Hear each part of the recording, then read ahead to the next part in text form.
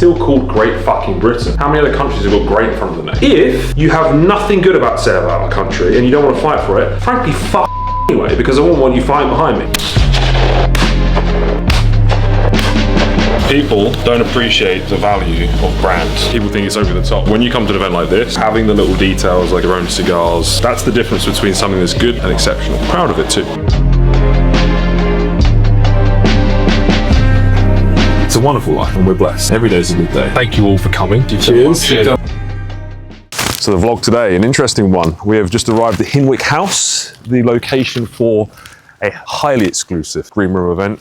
This is where, well, there's a couple have just arrived already. Select few gentlemen in my very close circle come to indulge in a action-packed get-together. But no, genuinely, we have some great guys. I have a very exclusive club of gentlemen that every now and then, every few months, we meet up, smoke cigars, drink whiskey, do some form of nice event, and just get on with one another. Because guys like us, we struggle to find other guys like us. So it's really important every now and then, in amongst our busy schedules, that we take some time to decompress and enjoy ourselves. So we'll vlog it, we'll show behind the scenes, have some fun, let our hair down, and enjoy.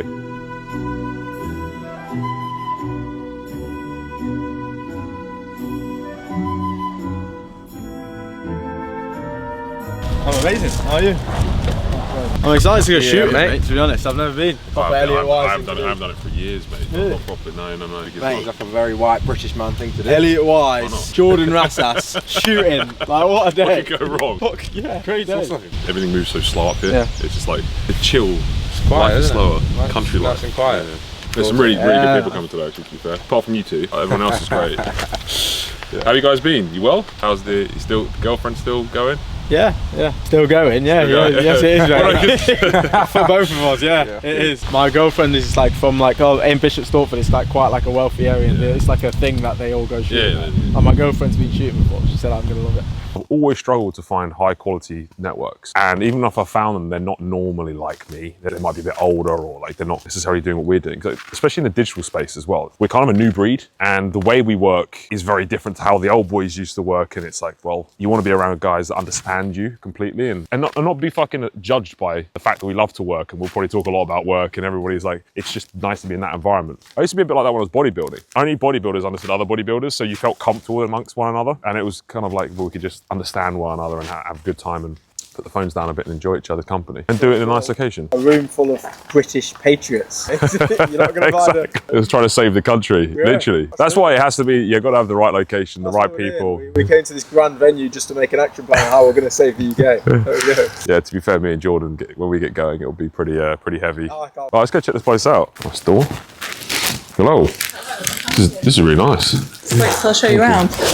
You okay? Very well, thanks. So we've got the whole place. We've got the whole place, of course. Don't even know why I asked. Oh, thank you so much. He always gets, he does, to be fair, Alistair does buy the best presents. This is really nice. Oh, nice.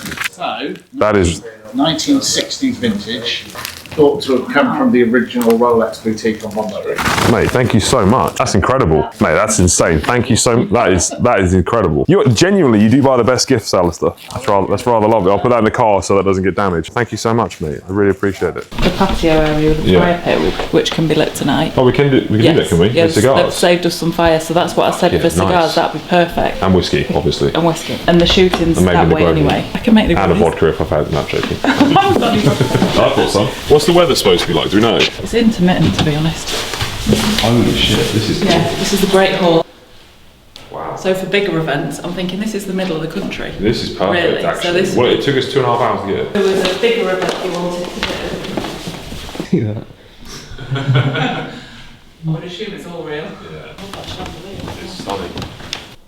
The bath's very niche in the bathroom. Bath. You come up north of the Thames, it's Bath. I was going to say, you're taking a mickey. This is your bed, Teddy. So when you're sleeping tonight, mate, get your pillow out. It's a bit of a weird show.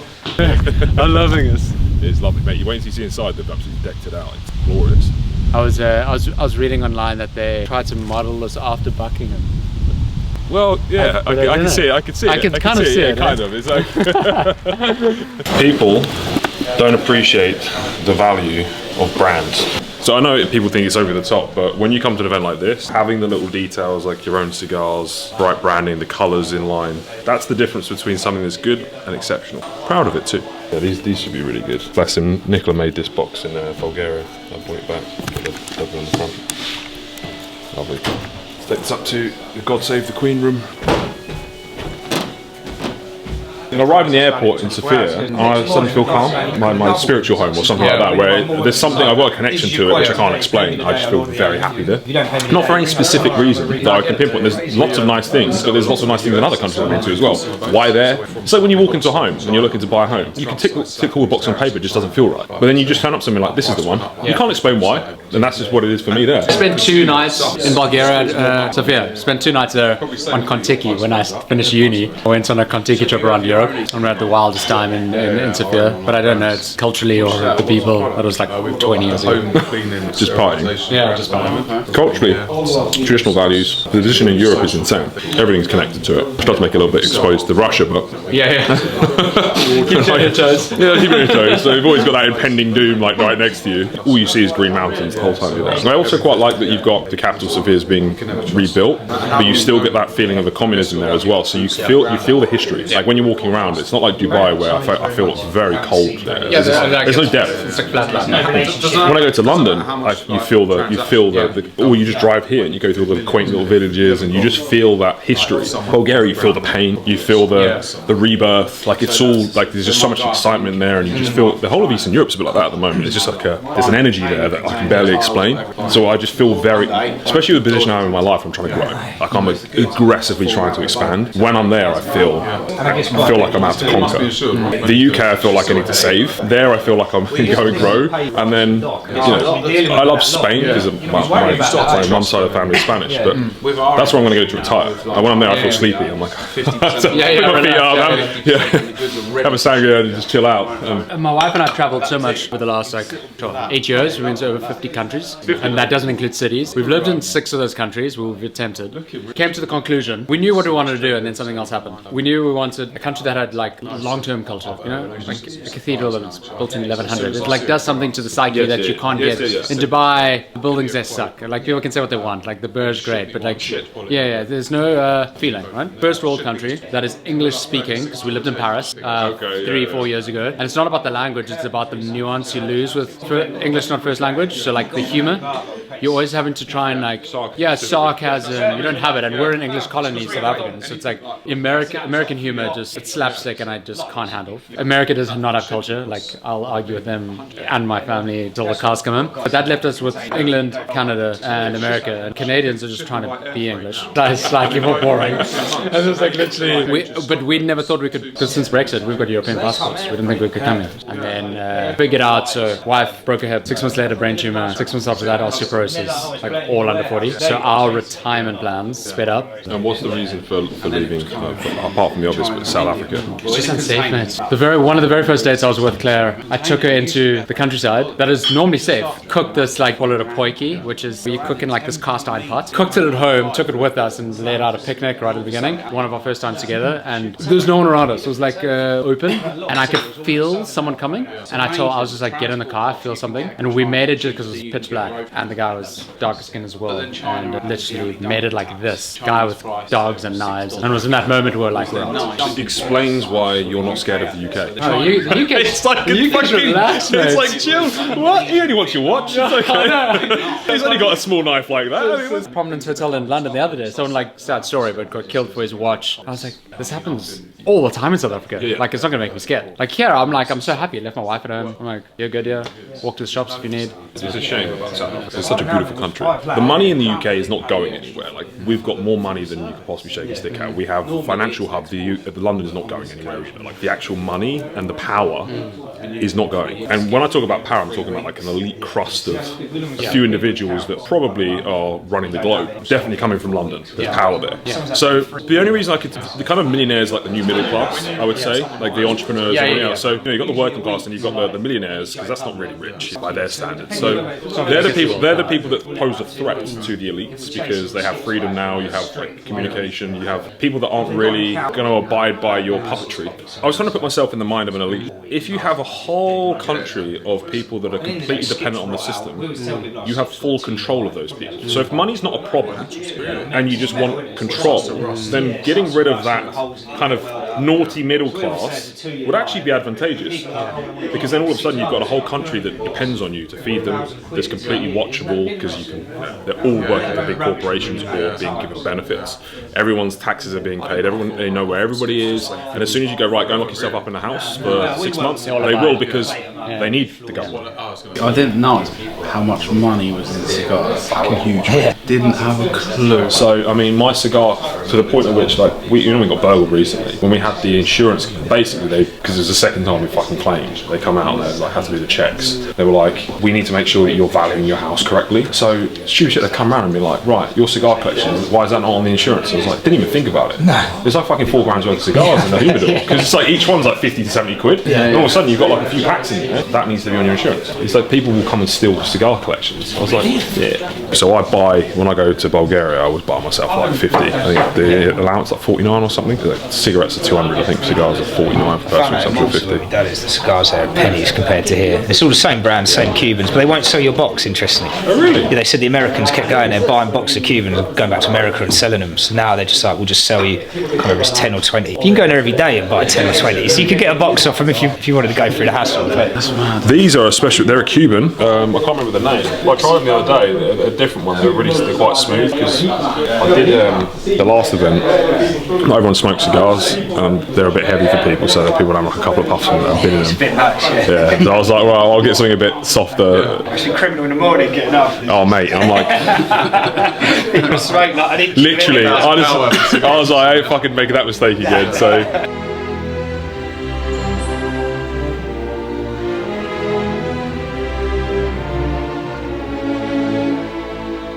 A lot of the guys that are successful are doing things or did things in a different way. They come from a different time, and that's cool, but they don't understand the pressures of today and what it's like to try and run a family and build a business with the speed that we're fucking moving and how life Speed is. thing's a big thing. It's huge, right? They just have it's just fucking constant. Saying to him on the way down here, you won't see a single person who's actually accomplished things, got family, got a bit of an unlocked life that hates the UK. Like, you just won't. None. I don't actually know anyone. I don't know anyone, no, but I don't know anyone that's got the shit put together. That's the requisite. Yeah, you just got to have your shit together, haven't you? Yeah. What we did. It's just a shit country to not have your shit together. But I guess all countries are. That's really For important. 2 hours. My wife and I have said this from day this one. is a We're big like, thing just for us. Try to put your kids into social environments Yeah, and difficult massive. environments as early as possible. Because as parents, when you've got 2 kids that just want to cause carnage, you actually hide from things like restaurants because you're like, fuck this. But how are they ever going to learn if you don't expose them to that? You've got to just get in and own it, yeah. So but then what I'll do right from the off is, if we're going into a restaurant, like, they'll be shy at first, kids. So it's like every single room that I walk into with my children, until my children are 10, they walk into it first. My boys walk in first. So if I'm going into a restaurant with 200 people in, I ain't walking in before they do. It's like, go on, after you go, I'm here, I'm behind you, but go in, it's safe. I'll hold the door open for you, so then my 6-year-old will have to just walk into San Carlo on his own with 200 people. Most kids, I promise you, are holding on to the mum and dad's leg.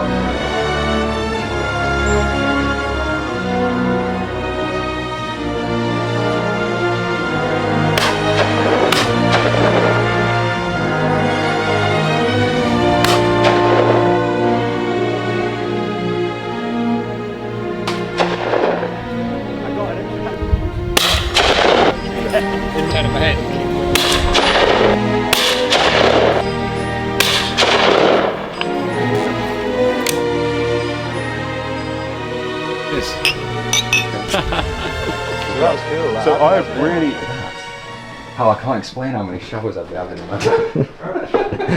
I've been having Teddy videoing me. It's like, look at it! I'm not being funny, you just have to make it look like it's your normal bath. That in itself is rage bait. You know, if you just had a reel, just sitting in that, just reading a book, people go, what the fuck is he doing? You should actually sit in the bath and read the paper and just say, a cigar and a fucking whiskey. That'd be even better, yeah. That'd be so fucking funny. How can you not want this? Love the UK? Oh, okay. Like, genuinely though, how can you not love the UK? Because you've not seen it. Because all you've seen is some shitty version of the UK, and because you're fully convinced that there's nothing you can ever do to change that. I think that's the only reason. I think the only reason people can not love the UK is if the only bit of it they've seen is some really tough, shitty part of it, and maybe they've not had people around them who've A, shown them, because do you know how many people, by the way, that I take to places like this or to like the Lake District or to a nice, and they go, whoa, I've never seen this before. I didn't know this existed. And then I think A, they're seeing it, but B, showing them they can get it. You said something powerful a second there about the fact that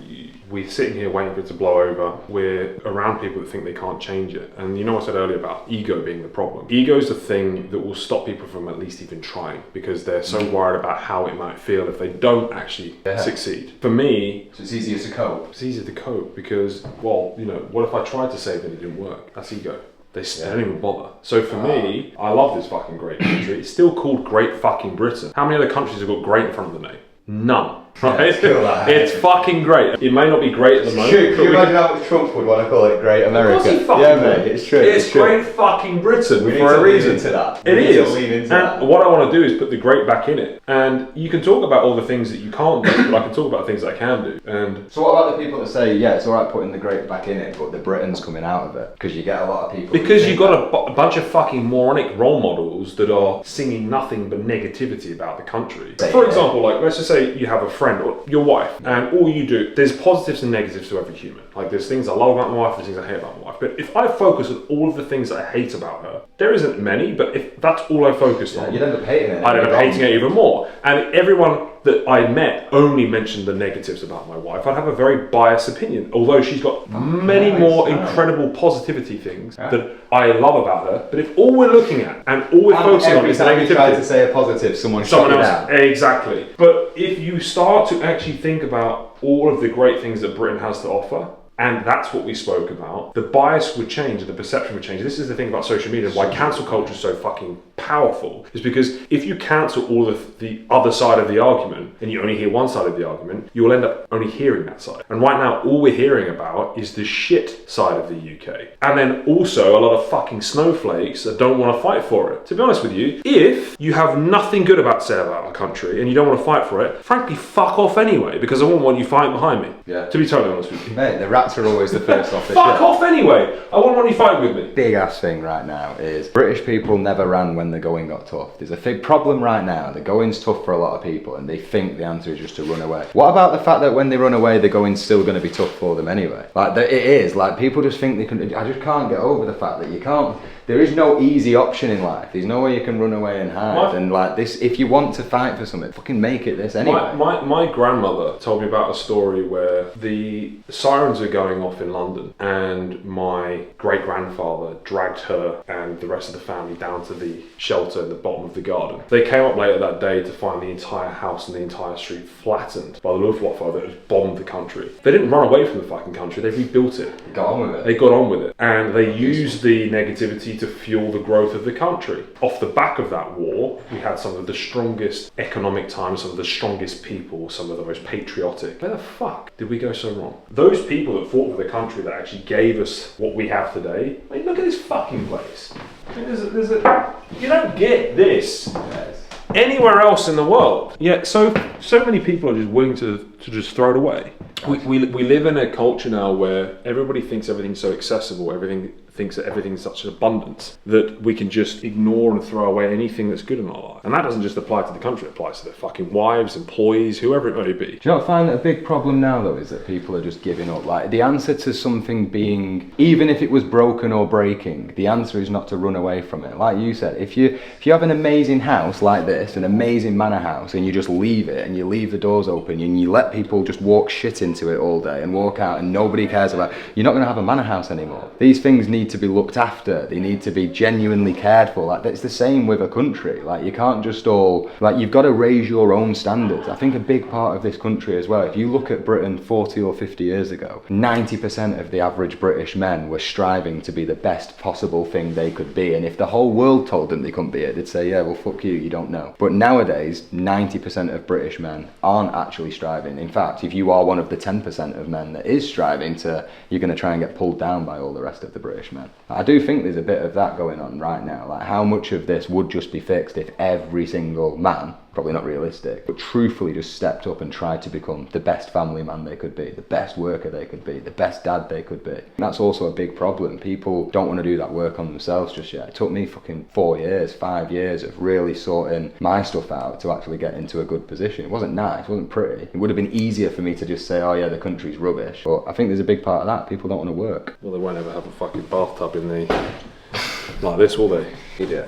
When I was sat in that house in Blackpool as a kid in a flat, the only reason I conceptualised a world where that wouldn't be forever is because I could see blokes like you on TV, on the news, or I could see people in films and I'd be like, whoa, I want that. I just imagined that life that I wanted. So then when I became an adult and all my other mates were like, oh yeah, we're just going to be whatever we are in Blackpool. It's like, nah, I'm going to be that guy that I saw, or this guy that I saw.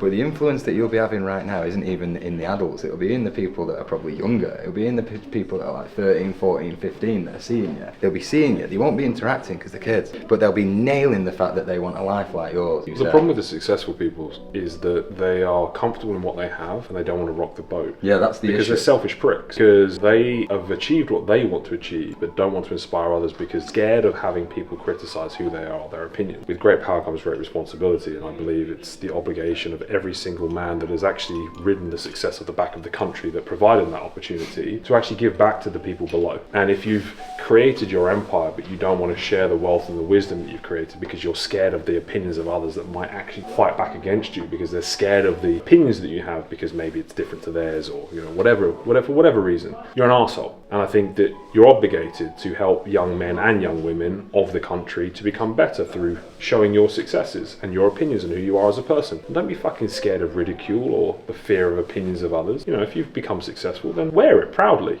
Show people. Because that will make more people more successful. And the problem is we've got the minority of very loudmouth red pill arseholes now dominating the social media sphere, and it's creating a very dangerous movement of people that have a lack of respect, throwaway culture, people that are not inherently honest and crazy faithful. Really, because imagine if in the 90s all you saw on TV was people just saying your country's rubbish, your country's finished, your world's done. Mate, and nowadays we'll be speaking German. Yeah, no, it's 100%.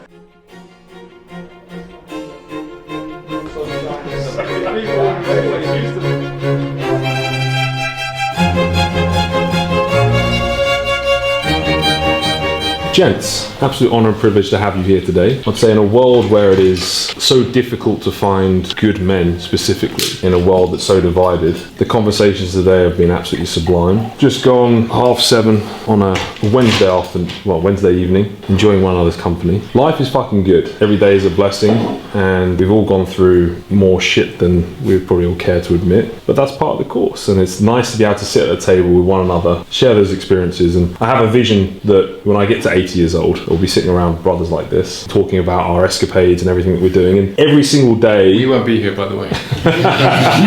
It's so important to remember that... Actually, I'm going to go into a little bit more detail. I was in the car a few days ago, and I was asking myself the question, what's going to be the best years of my life? Like, what age is that going to be? Like, when is that? And I suddenly realised, I was like, well, it's probably now. But we're so encumbered with the stresses of life and trying to become better and build this empire that we're on the mission of, that we quite often forget to actually take time to breathe and actually look around and see what we're doing and how we're living. And life is about the journey, not the destination. Every single hurdle, every single win, it's a wonderful life. And we're blessed. Every day is a good day.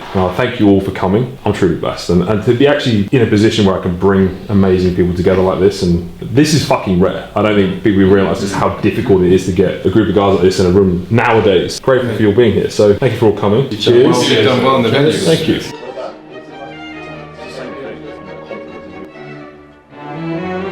Ready? What do I do? Is that right? Yeah, just don't inhale it, mate. Just make sure Nailed to it. do that. The trick with the DuPont is it's all in the flick and the... I had to practice that for a while, I'm not going to lie. Easy work. Mate, if I even remotely inhale a cigar, I'm coughing my lungs up. I can't. Take the boy out of Blackpool. You lit it really well, because the idea with the cigar, this is a bit fucking hammered, but you want to get an even, so the whole end of the cigar should be orange embers. Are you supposed to flick it? Huh? Are you supposed to like flicking? No, so it's called ashing. When you flick a cigar, you're ashing it. Now, Winston Churchill was renowned for not ashing his cigar. So what he would famously do was actually put a spike through his cigar. So he would have this impossibly long ash on the end of his cigar, and people would watch him because he would be smoking it thinking that's going to fall at some point, but he would have a Why did he do that? pick to get people's attention when he was talking. So cool. There's nothing more infuriating when you have white pants on and then you're smoking your cigar and you haven't ashed it and then it all lands on your leg. The label's a big part of the cigar. Oh, is it? Yeah, I think I've got that wrong every time we've smoked. Well, it's part of the brand. Look, mate. It's the first thing I pulled off. If you've gone and bought a Cohiba for £150, you want to let people know you're smoking a £150 Cohiba, right? Watch me get 150. But smoking a cigar, it's a romantic experience. Like the whole thing, this is a stick that costs 50 quid. It's a premium product. You're literally smoking 50 quid. What people don't realise is this is this is a Cuban, which is the most expensive tobacco for a cigar. These are a minimum of £50 a cigar. So when you're smoking one of these, like, it's not cheap, but it's an experience. And for me, it's less about the actual cigar; it's more about the people I'm smoking it with and the mood that it puts me in. It's the conversation you're having with the cigar that's more important than the actual cigar itself. I smoke a cigar that I like because I like the taste of it, but I only really smoke cigars when I'm around good people. And I've never ever had better conversations than with a whiskey and a cigar, and just really just sitting there and enjoying life. And the nicotine does help just relax.